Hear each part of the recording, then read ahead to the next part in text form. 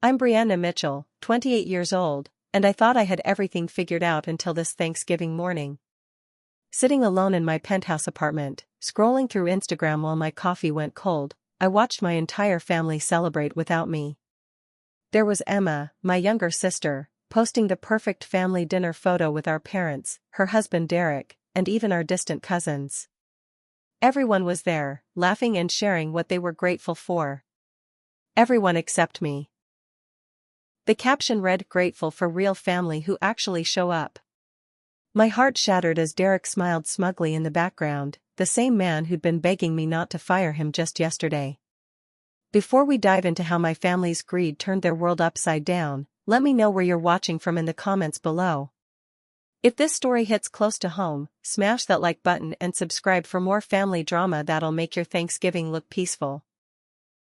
Trust me, you're going to want to see how this revenge story unfolds when my sister discovers who's really been paying her bills. 6 months ago, my tech startup Innovate Now finally broke through after 3 years of 18-hour days and ramen dinners. We'd landed our first major contract with a Fortune 500 company, and suddenly I wasn't just playing around with computers anymore. I was employing 30 people and generating millions in revenue. You'd think my family would be proud, but instead, they treated my success like a personal insult to their traditional values. My parents, Margaret and Robert Mitchell, had always been old school. Dad worked construction for 40 years, and Mom raised us kids while managing the household finances. They believed in honest work, steady paychecks, and family dinners every Sunday after church. When I started my business, they'd shake their heads and make comments about how I was wasting my college education on some fantasy. "Real work means real sweat," Dad would say, flexing his calloused hands. "You can't build anything lasting by staring at screens all day." But it was Emma who really twisted the knife. My younger sister had always been the golden child, the one who followed the script perfectly. She married Derek Thompson right out of college, bought a house 3 blocks from our parents, and talked constantly about starting a family. For 2 years, Derek had been bouncing between temp jobs and unemployment, but Emma defended him fiercely. "He's just finding his path," she'd say. "Not everyone needs to chase money like some people." The way she looked at me when she said it made her meaning crystal clear. Family gatherings became minefields where every conversation somehow circled back to my failures as a daughter and sister. Derek would corner me at barbecues, questioning whether my business was even legitimate. "I've been looking into tech startups," he'd say with that condescending smile, "and most of them fail within the first year. Are you sure you're not just burning through your savings?" When I tried to explain our growth metrics or client base, he'd interrupt with questions designed to make me look foolish in front of relatives who already thought I was too big for my boots. Emma perfected the art of passive-aggressive warfare. She'd post constantly on social media about family values and being grateful for simple pleasures. Her captions were daggers wrapped in inspirational quotes. "Some people chase success, but I'm blessed with a husband who puts family first. Money can't buy the peace that comes from living within your means. Thankful for a partner who doesn't need to prove himself to anyone." Each post got dozens of likes from relatives and family friends, while my business achievements got polite but lukewarm responses. The worst part was watching my parents enable this behavior. They'd nod along when Emma made her snide comments, or change the subject when I tried to share good news about the company. When I bought my penthouse apartment, Mom's only response was, "I hope you're not spending more than you can afford." When I hired my 10th employee, Dad asked if I was sure I could handle the responsibility. They treated every milestone like a reckless gamble instead of evidence that I'd built something valuable. What I didn't know at the time was that Derek had been secretly applying to tech companies across the state, including mine. He'd created a fake resume under his mother's maiden name, Sullivan, and had been using a different phone number for all his job applications. While he was publicly questioning my business acumen, he was desperately trying to get hired by companies exactly like mine. The irony would have been hilarious if it hadn't hurt so much. The family dinners grew more uncomfortable each month. I'd sit there listening to Emma complain about money while Derek made jokes about people who thought they were too good for honest work. Mom would serve my favorite dishes, then spend the entire meal talking about how proud she was of Emma's cooking skills or Derek's handyman projects around their house. I became the elephant in the room, the daughter who'd chosen ambition over family, success over authenticity. By the time summer ended, I was dreading every family gathering. The casual cruelty had worn me down to the point where I considered skipping holidays altogether. They'd made it clear that my achievements embarrassed them, that my lifestyle was somehow a judgment on their choices. I was the daughter who'd gotten too big for her britches, and they were determined to cut me down to size. What they didn't realize was that their rejection was about to collide with their desperation in the most spectacular way possible. 2 months before that devastating Thanksgiving morning, my HR director Sandra knocked on my office door with a stack of resumes. We were expanding our marketing department and needed someone with serious digital strategy experience. The position was Senior Marketing Director with a starting salary of $120,000, plus benefits and stock options. We'd interviewed dozens of candidates, but none had impressed our entire leadership team. "I've got one more candidate who just submitted," Sandra said, sliding a resume across my desk. "Derek Sullivan. His portfolio is exceptional, and he's got experience with exactly the type of clients we're targeting." I scanned the credentials and felt my eyebrows rise. This guy had worked with major brands, understood emerging digital platforms, and had a track record of campaigns that generated serious ROI. His cover letter was articulate and demonstrated genuine passion for innovative marketing strategies. The interview was scheduled for the following Tuesday. I sat in our conference room with Sandra and our marketing manager Jake, ready to be disappointed again. When Derek walked in wearing a perfectly tailored suit and carrying a leather portfolio, I almost choked on my coffee. It was my sister's husband, the same man who'd been unemployed for 2 years and loved to lecture me about the instability of tech companies. His face went white when he saw me sitting at the head of the table. "Brianna," he stammered, and I could see his hand shaking as he set down his portfolio. "I didn't realize you were. I mean, I knew Innovate Now was your company, but I didn't think you'd be conducting interviews personally." The whole situation was surreal. Here was the man who'd questioned my business legitimacy, sitting across from me begging for a job. His resume claimed 5 years of experience at a major marketing firm, but I knew for a fact he'd been working retail and temp jobs during that time. Despite the fake credentials, Derek's presentation was genuinely impressive. He'd researched our company thoroughly, understood our target market, and proposed strategies that could actually increase our client acquisition by 30%. His ideas were innovative and actionable. Either he was naturally talented, or he'd been studying marketing on his own time while pretending to be above corporate ambition. Jake and Sandra exchanged glances throughout the presentation, and I could see they were impressed. After Derek left, we debriefed in my office. "He's exactly what we need," Sandra said, flipping through her notes. "Creative thinking, strategic mindset, and he clearly understands our industry. Plus, he's available to start immediately." Jake nodded enthusiastically. "That campaign concept for the Morrison account was brilliant. I've been struggling with their demographics for weeks." They were right. Derek had given the best interview we'd seen, and personal complications aside, he was qualified for the position. The ethical dilemma kept me awake for 3 nights. Hiring Derek meant bringing family drama into my workplace, but rejecting him because of our relationship felt unprofessional and potentially illegal. He'd interviewed under false pretenses about his employment history, but his ideas and potential were undeniable. After consulting with our legal team about conflict of interest policies, I made the decision to offer him the position with one strict condition: our family relationship stayed completely separate from work. Derek's first day was awkward beyond description. He showed up 15 minutes early, clutching a coffee and looking like he might throw up. I called him into my office before anyone else arrived and laid down the ground rules. "What happens between us professionally has nothing to do with family dinners," I told him. "You'll report to Jake, follow company policies, and earn your position just like everyone else. If Emma asks about your job, that's between you and her." But I won't tolerate any family drama affecting our workplace or your performance." He nodded frantically and promised to keep everything compartmentalized. "Emma doesn't know I applied here," he admitted. "She thinks I'm still interviewing at different companies. I was planning to tell her once I got settled." The irony was staggering.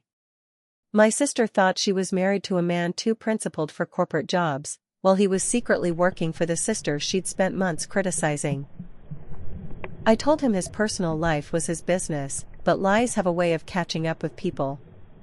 Over the following weeks, Derek proved himself to be exceptionally talented at his job. His campaigns exceeded projections, his creativity impressed clients, and he collaborated well with the entire team. Watching him thrive professionally while maintaining his facade at family gatherings was like watching someone live in two completely different universes. At work, he was confident, innovative, and respectful. At Sunday dinners, he went back to making subtle digs about people who prioritized money over relationships. The cognitive dissonance was exhausting for both of us. We'd spend Monday morning discussing marketing strategies like seasoned colleagues, then sit through Sunday dinner while he made jokes about corporate sellouts. Emma would complain about their tight budget, and Derek would nod along sympathetically while literally earning more money than he'd ever made in his life. The secret hung between us like a ticking bomb, and we both knew it was only a matter of time before everything exploded. 3 weeks before Thanksgiving, Emma started a group chat with me, our parents, and our Aunt Linda about holiday plans. Her first message was cheerful and seemingly inclusive. "Can't wait to see everyone for Thanksgiving. I'm thinking we'll keep it simple this year." Over the next few days, messages flew back and forth about menu planning, timing, and who would bring which dishes. I offered to contribute wine and dessert, the same things I'd brought for the past 5 years. Then Emma dropped the bomb that changed everything. "Actually, I've been thinking," she typed one evening while I was working late. "Maybe we should keep it really intimate this year. Just immediate family. You know, something small and cozy." I stared at my phone, reading the message 3 times before the implication sank in. Immediate family meant Mom, Dad, Emma, and Derek. Somehow, the daughter who'd built a successful company and employed 30 people wasn't considered immediate family anymore. I called her immediately, my hands shaking as I dialed. "Emma, what do you mean by immediate family?" "I'm your sister." Her voice was cold and defensive when she answered. "Of course you're my sister, Brianna. But you're so busy with your company and your important meetings. I just thought you might not have time for a simple family dinner." The passive aggression was suffocating. She was punishing me for my success while making it sound like she was doing me a favor. "I've never missed a family Thanksgiving," I said, trying to keep my voice steady. "I cleared my entire schedule weeks ago. This is important to me." Emma sighed dramatically, like I was being unreasonable. "It's just that Derek's been having such a hard time with job interviews, and family gatherings make him feel worse about his situation. Maybe it would be better if we kept things low-key this year." The irony made my stomach turn. Derek was feeling bad about job interviews while earning a 6-figure salary at my company. When reasoning with Emma failed, I called Mom hoping for backup. Margaret's response was even more devastating than my sister's rejection. "Honey, you have to understand that Emma's going through a difficult time right now," she said in that patient tone she used when she thought I was being selfish. "Derek's been out of work for so long, and seeing your success makes him feel inadequate. Emma asked us to have a quiet Thanksgiving, just the 4 of us. Maybe you could visit the weekend after instead?" The conversation with Dad was shorter but equally crushing. "Your mother explained the situation," he said gruffly. "Emma needs our support right now. You've got your career and your fancy apartment. You'll be fine without one family dinner." The dismissiveness in his voice made it clear that my feelings didn't matter. They'd already decided that accommodating Derek's supposed insecurities was more important than including their other daughter. Over the following days, I watched the group chat continue without me. Mom shared her stuffing recipe, Dad talked about watching football, and Emma posted photos of table decorations she was planning. They coordinated everything as if I'd never been part of the tradition. The casual way they erased me from their holiday plans felt like being deleted from the family itself. Every message was a reminder that I'd been judged and found wanting. Derek's behavior at work became increasingly uncomfortable as Thanksgiving approached. He avoided eye contact during meetings, kept our interactions strictly professional, and seemed to shrink into himself whenever I walked past his desk. I knew he felt guilty about the situation, but he wasn't willing to stand up to Emma or advocate for including me. His cowardice was almost as hurtful as my family's rejection. The week before Thanksgiving, Emma's social media posts ramped up the emotional manipulation. She shared articles about gratitude and family values, with captions like, "Thankful for people who show up when it matters," and "The best things in life aren't things at all." Each post felt like a personal attack, a public declaration that I'd chosen money over relationships. Friends and relatives liked and commented, praising Emma for her wisdom and authenticity. By Thanksgiving morning, I was emotionally drained and furious. I'd spent weeks trying to understand why my own family had decided I wasn't worth including in their celebration. The answer was devastatingly simple: they resented my success and blamed me for Derek's problems. Rather than deal with their own feelings of inadequacy, they'd found it easier to exclude me entirely. Emma's Instagram post of their perfect family dinner was the final insult, a public declaration that I was no longer welcome in their lives. Thanksgiving morning started quietly in my penthouse, with nothing but the sound of coffee brewing and my own bitter thoughts for company. I'd planned to spend the day working on quarterly reports, anything to distract myself from the family gathering I'd been excluded from. At 10:30, my phone started buzzing insistently. Derek's name flashed on the screen, and my first instinct was to decline the call. I wasn't in the mood to hear about his perfect Thanksgiving with my family. "Brianna, thank God you answered." Derek's voice was panicked and strained. "I need your help. The Morrison campaign presentation is completely corrupted. The client meeting got moved to tomorrow morning, and everything we prepared is gone. The backup files are damaged too. I've been trying to recover the data for 2 hours, but nothing's working." My stomach dropped. The Morrison account was worth $2 million, our biggest potential client, and Derek had spent weeks perfecting that presentation. "How is that even possible?" I asked, already reaching for my laptop. "We have multiple backup systems." Derek's voice cracked with stress. "I think I accidentally downloaded something malicious yesterday when I was researching competitor analysis. My computer crashed overnight, and when I tried to restart it this morning, everything was corrupted. Jake's out of town with his family, Sandra's in Detroit, and I don't know who else to call. The client specifically requested this presentation, and if we can't deliver tomorrow, we lose the contract." The irony of the situation wasn't lost on me. Derek was calling for help on the same day my family had decided I wasn't worth including in their Thanksgiving. While Emma was probably bragging about their intimate family gathering, her husband was desperately depending on the sister they'd rejected. I could have hung up and let him face the consequences of his technical incompetence, but my professional integrity wouldn't let me destroy our company's reputation for personal revenge. "I'll be there in 20 minutes, I said, grabbing my keys and coat. "Don't touch anything else on your computer until I get there." Derek's relief was audible. "Brianna, I can't thank you enough. I know today's supposed to be your holiday too, and I'm sorry you have to deal with this mess." His apology felt hollow given that he'd done nothing to prevent my exclusion from the family gathering, but business was business. The office building was eerily quiet on Thanksgiving morning. Most of the city was home with their families, carving turkeys and sharing what they were grateful for. Instead, I was racing to save a presentation created by the man whose wife had orchestrated my exile from family traditions. Derek met me at the elevator, looking haggard and desperate. His usually perfect appearance was disheveled, and I could see stress sweat staining his shirt. Derek's computer was completely fried. 2 hours of attempted recovery had only made things worse, and the corruption had somehow affected our server backups too. The entire Morrison presentation was gone, along with weeks of research, custom graphics, and strategic analysis.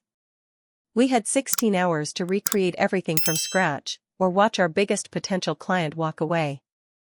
The pressure was immense, but I'd built this company by solving impossible problems under ridiculous deadlines.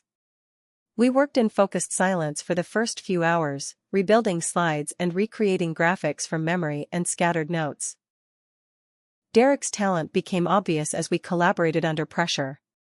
His creative instincts were sharp, his strategic thinking was sound, and his dedication to excellence matched my own.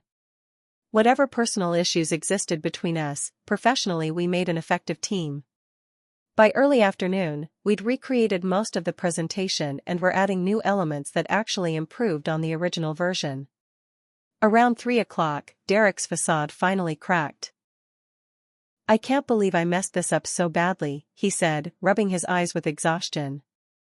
"Emma's going to kill me when she finds out I'm here instead of at dinner. She thinks I'm networking at some Thanksgiving industry event." The admission hung in the air between us. He'd lied to my sister about where he was spending the holiday, just like he'd been lying about having this job for 2 months. "Emma doesn't know you work here," I said. It wasn't a question. Derek's shoulders sagged as he shook his head. "She thinks I've been going to job interviews and networking events every day. The money from this job, she thinks it's from freelance consulting work I've been picking up. She's been so proud of me for finally getting my act together, and I didn't know how to tell her the truth. Especially after all the things she said about your company and your priorities." The deeper truth came spilling out over the next hour. Emma had been supporting them financially with money she borrowed from our parents, who'd been dipping into their retirement savings to help their struggling daughter. Derek's unemployment had lasted so long that Emma had taken on credit card debt to pay their mortgage. The stress was destroying their marriage, but Emma's pride wouldn't let her admit they needed help, especially from me. "She's been telling everyone that we're doing fine, that we're living within our means and building a strong foundation," Derek continued, his voice barely above a whisper. "But we're drowning, Brianna. The mortgage is 3 months behind, we've maxed out 2 credit cards, and Emma won't even consider asking for help because she's convinced that would prove you were right about everything." The irony was staggering. My sister had excluded me from Thanksgiving while her husband's secret employment at my company was the only thing keeping them afloat. As the sun set over the city and families across America finished their Thanksgiving meals, Derek and I put the final touches on our rebuilt presentation. The new version was actually stronger than what we'd originally prepared, with sharper focus and more compelling data visualization. We turned a potential disaster into an opportunity for improvement. But the personal cost of this collaboration was becoming clear. Derek would have to choose between his job and his marriage, between financial stability and his wife's pride. The day after Thanksgiving, Emma couldn't resist flaunting their perfect family gathering on social media. Her Instagram and Facebook feeds exploded with photos of the dinner table, heartfelt captions about gratitude, and boastful posts about Derek's upcoming big interview with a prestigious tech company. She'd spent the entire evening telling our relatives about how well Derek was doing with his job search, how they were building their future together without compromising their values, and how grateful she was for a husband who put family first. The first crack in Emma's facade came from an unexpected source, our nosy neighbor Mrs. Henderson, who'd lived next door to my parents for 30 years. She'd seen Derek coming and going from my office building downtown and mentioned it to Mom during their morning walk. "I keep seeing that nice young man who married your Emma going into that fancy tech building on 5th Street, she'd said casually. "The one where Brianna has her company. Small world, isn't it?" Mom called Emma immediately, confused and looking for clarification. "Honey, Mrs. Henderson says she's been seeing Derek at Brianna's building. Is he interviewing there? I thought you said he had meetings across town this week." Emma's response was defensive and sharp. "Derek's been networking all over the city, Mom. He probably had coffee with someone who works there. You know how these business people all know each other." But the seed of doubt was planted, and it began growing rapidly. Emma's suspicions exploded that afternoon when she decided to surprise Derek with lunch at his supposed interview location. She'd driven to the address he'd given her for his Thanksgiving industry event, only to find a closed restaurant that had been out of business for months. Her confusion turned to anger as she realized Derek had lied about where he'd spent our family holiday. When she called him for an explanation, he fumbled through an excuse about location changes and rescheduled meetings that sounded increasingly desperate. The confrontation at their house that evening was volcanic. Emma had spent the afternoon investigating, checking Derek's story against the evidence, and discovering discrepancies everywhere. She'd called the companies where he claimed to be interviewing and found no record of his applications.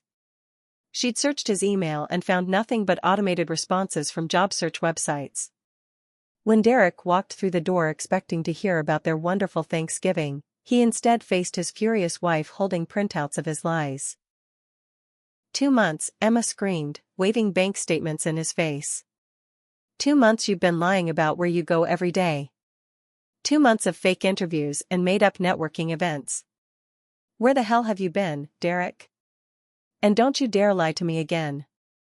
Derek's attempts to deflect and minimize only made things worse. Every explanation he offered created new questions, and Emma's detective skills were surprisingly sharp when motivated by betrayal and humiliation. Derek's confession came in pieces, like pulling teeth. First, he admitted he'd been working somewhere but claimed it was temporary consulting work. Then he revealed it was a full-time position but insisted it was with a small startup Emma had never heard of. Finally, cornered and exhausted, he told her the complete truth.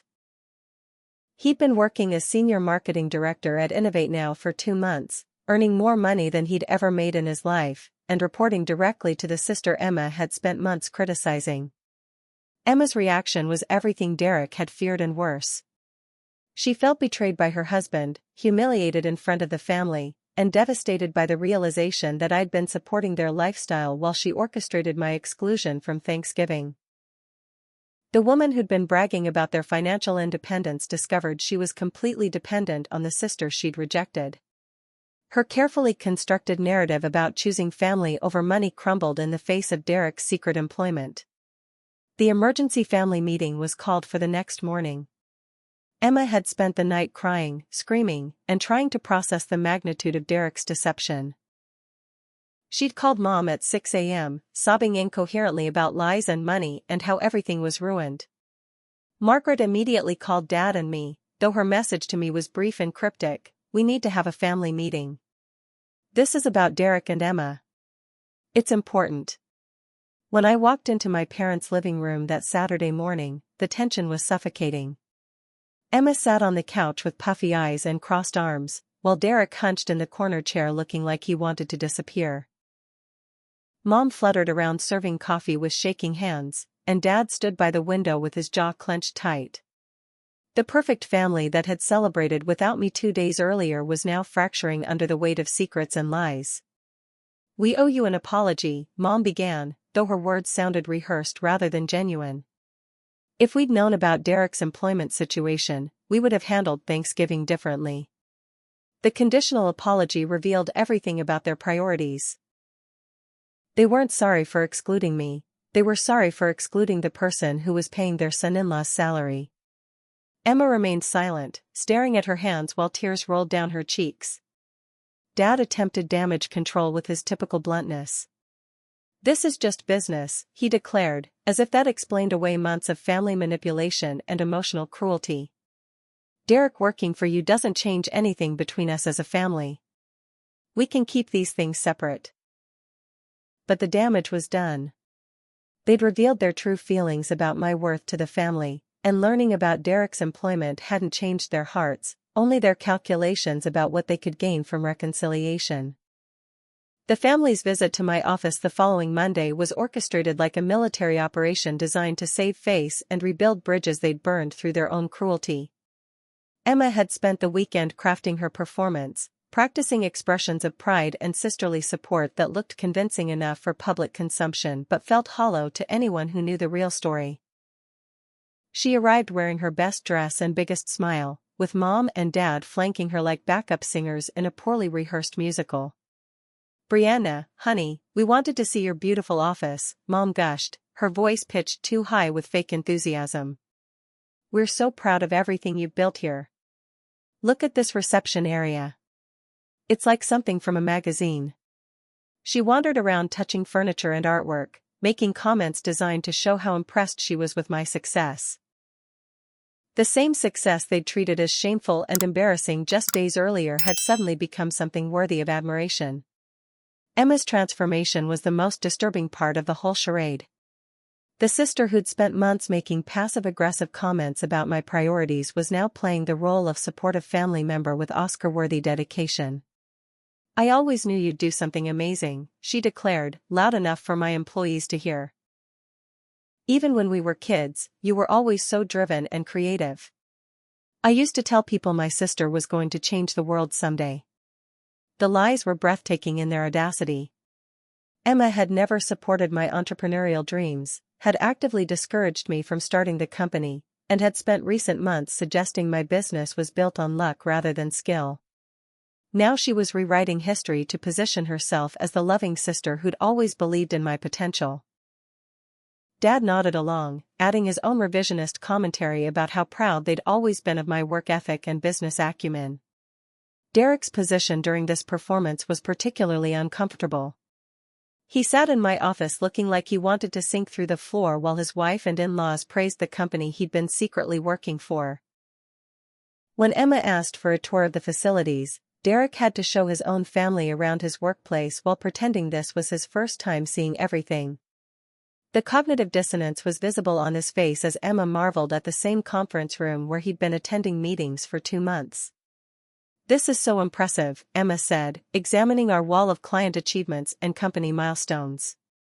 "Derek, can you imagine working somewhere like this? The energy must be incredible." Derek mumbled something non-committal while avoiding eye contact with everyone in the room. His coworkers were starting to stare, wondering why their colleague was giving tours to people who seemed surprised by basic details about his daily work environment. The conversation in my private office revealed the true purpose of their visit. After 20 minutes of performance art about family pride and sisterly love, Mom finally got to the point. "We were wondering if you might have any other opportunities here," she said carefully. "Emma's been looking for work, and with her communication skills, she might be a good fit for your team." The audacity was stunning. They wanted me to hire the sister who'd orchestrated my exclusion from family events. Emma jumped in with prepared talking points about her qualifications and interest in the tech industry. "I've always been fascinated by what you do here," she lied smoothly. "Maybe I could start in an entry-level position and learn the business from the ground up. It would be wonderful to work together as a family." The woman who'd criticized my career choices for years was now desperate to become part of the company she'd dismissed as unstable and morally questionable. Dad's contribution was equally tone-deaf. "Family businesses are the strongest kind," he declared, apparently forgetting that he'd spent months telling me my priorities were wrong for choosing work over family relationships. "You could teach Emma everything she needs to know, and Derek's already proven himself here. Maybe this is exactly what our family needs to get closer again." The suggestion that employment was the path to family reconciliation revealed how transactional their love had always been. My response was calm but firm. "I appreciate your interest in the company," I said, looking directly at Emma, "but we have strict policies about nepotism and family employment. Derek was hired based on his qualifications and interview performance, not because of our relationship. Any future hiring decisions will follow the same professional standards." The disappointment on their faces was obvious, but they couldn't argue with policy without admitting their expectations were inappropriate.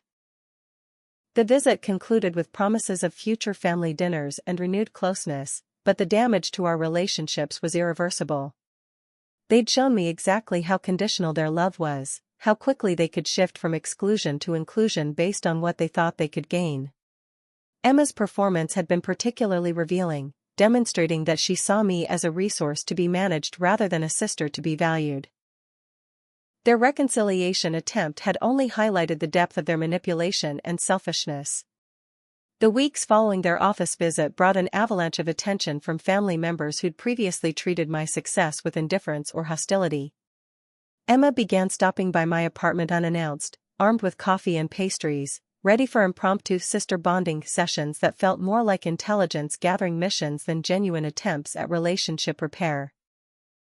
Her questions were always casual but probing, fishing for information about my income, business expansion plans, and financial stability. "I've been thinking about what you said about professional boundaries," Emma would say, settling onto my couch like she belonged there. "But surely family can still support each other in other ways, right? Maybe I could help with your social media presence or event planning. You know, using my skills to contribute to your success." Every conversation became a negotiation, a careful dance around the topic of what I owed them as family and what they could reasonably expect from my prosperity. Mom's involvement was more direct but equally transparent. She started inviting me to dinner every Sunday, the same meals she'd been hosting for years without including me during the period of my exclusion. "We missed having you at the table," she'd say, setting my place like nothing had ever changed. "Family dinners aren't complete without all our children here." The revisionist history continued, with everyone pretending the Thanksgiving exclusion had been some kind of misunderstanding rather than deliberate cruelty. Margaret's conversations invariably turned to family finances and future planning. "Your father and I have been talking about retirement," she'd mention casually while serving dessert. "We're wondering if you might have any advice about investments or financial planning. You're so successful with money, and we'd value your expertise."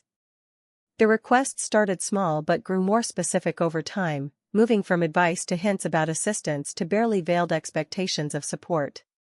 Dad's approach was more blunt but equally manipulative. He'd cornered me after one Sunday dinner to discuss family obligations and taking care of each other. His lecture about successful family members helping those who were struggling felt like a well-rehearsed speech designed to establish my guilt and responsibility for everyone else's financial well-being. "When one of us does well, we all do well," he declared. "That's how families work." The most disturbing aspect of their renewed attention was how they'd rewritten our family narrative to position my previous exclusion as justified concern rather than cruel rejection. According to their new version of events, they'd been worried about me becoming too isolated in my work, too disconnected from family values. The Thanksgiving exclusion had been intended as a wake-up call to help me remember what really mattered in life. My hurt feelings were reframed as oversensitivity and misunderstanding. Derek's position at work became increasingly stressful as Emma pressured him for insider information about the company's financial situation and future prospects. She wanted to know about upcoming contracts, expansion plans, and particularly about my personal compensation and lifestyle expenses. Derek found himself caught between professional confidentiality and marital harmony, with Emma growing more frustrated when he refused to violate workplace policies and trust. "She keeps asking me to find out how much money you make," Derek confided during one of our brief professional conversations. "Emma thinks that since we're family, normal business rules don't apply. She's convinced you're hiding how wealthy you really are, and she thinks she deserves to know the truth." The pressure was affecting his work performance as he struggled to maintain boundaries between his professional responsibilities and his wife's demands for information. Emma's social media presence shifted dramatically during this period, transforming from subtle digs about family values to enthusiastic celebration of entrepreneurial success and sibling pride. Her posts about supporting women in business and celebrating family achievements were obviously crafted for my benefit, designed to show how much she'd evolved in her thinking about my career. The likes and comments from relatives reflected their confusion about her dramatic change in perspective. The breaking point came when I overheard Emma on a phone call during one of her apartment visits. She was talking to our cousin Jennifer, explaining how family members had certain obligations to support each other financially and how successful people needed to remember where they came from. "Brianna's done really well for herself," Emma said, "but family comes first. She knows we'd be there for her if the situation were reversed." The entitlement in her voice was breathtaking. "Of course, she's not just thinking about herself anymore," Emma continued. unaware that I could hear every word from the kitchen. She understands that her success affects all of us, and she wants to make sure the family is taken care of. That's what real family values look like. She was creating a narrative about my supposed willingness to financially support them, establishing expectations and social pressure without ever having an actual conversation about what I was willing to do. The manipulation had become systematic and coordinated. Every family interaction was designed to reinforce my obligations, establish their needs, and create social expectations about my role as the successful daughter who should naturally want to share her prosperity. They'd moved from excluding me for my ambition to embracing me for my resources, but the underlying transactional nature of their love remained unchanged. The only difference was which version of me served their interests better. Christmas dinner became the stage for the confrontation that had been building since Thanksgiving. Emma had outdone herself planning what she clearly expected to be a celebration of family reconciliation and my integration into their financial support system. The dining room was decorated with expensive touches that seemed designed to demonstrate their need for my assistance, while the gift exchange revealed everyone's assumptions about my newfound role as family benefactor. The presents told the story more clearly than words ever could. Emma had bought me a framed photo of our family with an inscription about sisters who support each other through everything, while giving everyone else practical items that seemed chosen more for their utility than sentiment. Mom and Dad's gifts were equally revealing. They'd given me a beautiful but expensive picture frame obviously intended for my office, while presenting Emma with items that seemed designed to elicit sympathy about their limited budget. When it came time for me to distribute gifts, the tension in the room was palpable. Everyone was clearly expecting generous presents that reflected both my success and my gratitude for their renewed acceptance. Instead, I'd chosen thoughtful but modest gifts similar to what I'd always given before my business took off. Emma's barely concealed disappointment when she unwrapped a nice but not extravagant necklace set the tone for the evening ahead. Dinner conversation felt like a carefully choreographed performance designed to reinforce the narrative about family loyalty and mutual support. Mom shared stories about families who'd grown closer through financial collaboration, while Dad made repeated comments about the importance of successful family members remembering their roots. Emma contributed anecdotes about siblings who'd built business empires together, each story seemingly chosen to plant seeds about future opportunities for family involvement in my company. The facade cracked when Emma began discussing their financial plans for the coming year with obvious expectation that I'd offer assistance. "Derek and I are looking at maybe buying a bigger house," she said, watching my reaction carefully. "With his new job going so well, we're thinking about starting a family and need more space. Of course, real estate prices are crazy right now, and we'd need help with the down payment." The expectation was clear, though unspoken. I'd reached my breaking point listening to hours of manipulation disguised as family bonding. When Mom started talking about how proud they were of my success and how family members should share their blessings, I finally spoke the truth they'd all been avoiding. "Let's talk about what really happened here," I said, setting down my fork and looking around the table. "You excluded me from Thanksgiving because you resented my success. Now you want to include me because you think I should pay for your lifestyle improvements." The silence that followed was deafening. Emma's face went white, while Mom and Dad exchanged glances that confirmed they'd been caught in their manipulation. Derek looked like he wanted to disappear entirely, knowing his secret employment had created this entire situation. The perfect family dinner they'd orchestrated was about to become the honest conversation they'd been avoiding for months. "That's not fair," Emma protested, but her voice lacked conviction. "We were protecting Derek's feelings, and maybe we made some mistakes, but we're family. We should be able to work through this together." Her attempt to minimize the Thanksgiving exclusion as a minor error in judgment revealed how little she understood about the depth of hurt she'd caused. The casual dismissal of months of emotional cruelty was typical of her approach to accountability. The floodgates opened as years of accumulated resentment and jealousy poured out of Emma in an emotional torrent that shocked everyone at the table. "You want to know the truth?" she screamed, tears streaming down her face. "I've been jealous of you my entire life. Everything came so easy for you: school, career, money, independence.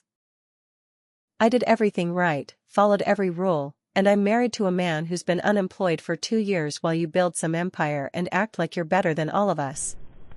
Her confession continued with painful honesty about feeling overshadowed and inadequate. "Do you know what it's like being the sister of someone who makes more money in a month than most people see in a year? Do you understand how that makes me feel about my own choices and my own life?" Every family gathering became a reminder that I had chosen wrong, that my husband was a failure, that my life was small and disappointing compared to yours. Mom's reaction to Emma's breakdown revealed her own complicated feelings about having daughters with such different paths in life. "We raised you girls to value family and relationships over money and career success," she said through tears. "When you chose business over family time, it felt like rejection of everything we'd taught you." Emma's struggles with Derek made us feel protective of her choices and critical of yours. Dad's contribution was characteristically blunt and revealed the depth of their financial worries. "Emma and Derek have been borrowing money from us for 2 years," he admitted. "We've been dipping into retirement savings to help them keep their house. When you started making all that money, it seemed unfair that they were struggling while you were buying penthouse apartments and expensive cars. We thought you should want to help your own family." Derek's voice was barely audible when he finally spoke. "I respect what you've built professionally," he said, looking directly at me for the first time all evening. "Working for you has been the best job I've ever had, and you've treated me fairly despite everything that's happened between our families. Emma deserves to know that you've been nothing but professional and generous, even when we didn't deserve it." The truth about Emma's orchestration of the Thanksgiving exclusion came out in pieces as the evening wore on. She admitted that she'd specifically planned the intimate gathering to exclude me, that she'd convinced our parents my presence would be harmful to Derek's emotional state, and that she'd enjoyed having one family event where my success couldn't overshadow her own life choices. The calculated cruelty of her actions was even worse than I'd imagined. By the end of the evening, the carefully constructed facade of family harmony lay in ruins around us. Everyone's motivations had been exposed, their manipulation revealed, and their conditional love stripped of its disguises. The question remained whether any authentic relationship could be built from the wreckage of their deceit and my justified anger. Emma's final words were a plea disguised as an ultimatum: "So what happens now? Do we try to be a real family, or do you walk away because we're not perfect?" 3 months after that devastating Christmas dinner, our family began the slow, painful process of rebuilding relationships on foundations of honesty rather than manipulation. The reconstruction required everyone to acknowledge uncomfortable truths about themselves and accept responsibility for the damage they'd inflicted on each other. Progress was measured in small steps rather than grand gestures, with setbacks and breakthroughs marking the uneven path toward genuine reconciliation. My conditions for continued family involvement were non-negotiable and clearly communicated to everyone. There would be no discussion of my income or business finances during family gatherings. No requests for loans, investments, or financial advice disguised as casual conversation. No expectations that my professional success carried obligations to fund anyone else's lifestyle choices. Most importantly, Emma and Derek's marriage problems were their responsibility to solve without involving me as mediator, advisor, or financial rescue service. Emma's commitment to personal growth became evident when she started attending therapy sessions to address the jealousy and insecurity that had poisoned our relationship for years. Her therapist helped her understand how competitive dynamics from childhood had evolved into adult resentment and manipulation. The process was difficult and sometimes ugly, as Emma confronted the ways her own choices and attitudes had contributed to her dissatisfaction with life rather than simply blaming external circumstances. "I spent so many years measuring my worth against your achievements," Emma admitted during one of our careful conversations in February. "Every time you succeeded at something, it felt like proof that I'd failed at everything. Instead of celebrating your victories or learning from your example, I turned your success into evidence of my own inadequacy. That was my choice and my mistake, not something you did to me." Her acknowledgement felt genuine rather than performative. Derek's position at my company remained strictly professional, with both of us maintaining clear boundaries between workplace relationships and family dynamics. His performance continued to excel, earning respect from colleagues who remained unaware of our personal connection. When Emma asked about his work, Derek limited his responses to general information available to any spouse, refusing to share confidential details about company operations or my personal business dealings. The transformation of family dinners required establishing new conversational ground rules and topics that didn't revolve around money, career comparisons, or lifestyle differences. We learned to talk about books, movies, travel experiences, and shared memories from childhood that predated the complications of adult success and failure. Mom developed a talent for steering conversations away from potentially problematic topics, while Dad made genuine efforts to show interest in my work without immediately connecting it to financial implications. Margaret and Robert's learning process involved recognizing how their well-intentioned attempts to protect Emma had enabled her worst impulses and punished me for achievements they should have celebrated. Their favoritism had created the family dynamics that led to years of resentment and manipulation. "We thought we were helping Emma by supporting her choices and criticizing yours," Mom said during a private conversation. "Instead, we taught her that success was something to resent rather than aspire to." The most significant breakthrough came when Emma began developing her own career ambitions independent of my company or financial assistance. She enrolled in evening classes for digital marketing certification, started freelancing with small local businesses, and began building professional accomplishments she could take pride in without comparison to my achievements. Watching her find satisfaction in her own growth rather than focusing on my success marked a fundamental shift in our family dynamics. Derek's career development at my company followed merit-based progression rather than family favoritism, with his responsibilities expanding based on performance rather than personal relationships.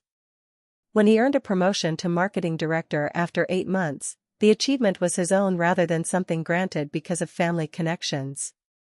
Emma's pride in his accomplishment was genuine and uncomplicated by resentment or comparison to my business success. Family holidays evolved into celebrations focused on gratitude for each other's presence rather than displays of prosperity or lifestyle competition. Thanksgiving the following year included everyone at my parents' house, but the conversation centered on personal growth, shared experiences, and appreciation for family bonds that had survived serious testing. Emma's Instagram posts about the gathering emphasized family togetherness rather than material blessings or lifestyle achievements. The rebuilding process taught all of us important lessons about the difference between conditional and unconditional love, between family support and family exploitation, and between healthy boundaries and cutting off relationships entirely. We learned that success could be shared and celebrated without being used as leverage or creating obligations. Most importantly, we discovered that authentic relationships required honesty about motivations and respect for individual choices rather than expectations about what family members owed each other. Emma's apology, delivered 8 months after our Christmas confrontation, acknowledged the full scope of her behavior and its impact on our relationship. "I orchestrated your exclusion from Thanksgiving because I wanted one family event where I felt important and you felt left out," she said without attempting to justify or minimize her actions. "I manipulated our parents into supporting my decision by making your success about Derek's feelings rather than my own jealousy. I spent months trying to use your prosperity to solve our financial problems instead of addressing the real issues in my marriage and my own life." Her recognition of years of competitive behavior and resentment created space for genuine sisterly affection to develop without the complications of comparison and envy. We began building new traditions and shared experiences based on mutual respect rather than childhood dynamics or adult hierarchies. Emma's progress in therapy and career development gave her confidence that didn't depend on diminishing my achievements or criticizing my choices. The final piece of healing came with our family's understanding that love shouldn't be conditional on circumstances, success shouldn't create guilt or obligation, and family support meant celebrating each other's achievements rather than resenting them. We learned to value each other for who we were rather than what we could provide, and to build relationships based on genuine affection rather than transactional expectations. Today, family gatherings are characterized by honest communication, mutual respect, and appreciation for the different paths we've chosen in life. Emma has built a successful freelance marketing business, Derek continues to excel in his career, and our parents have learned to celebrate both daughters' achievements without comparison or favoritism. We've discovered that family bonds are strongest when they're chosen rather than obligated, supported by love rather than leverage, and built on truth rather than manipulation.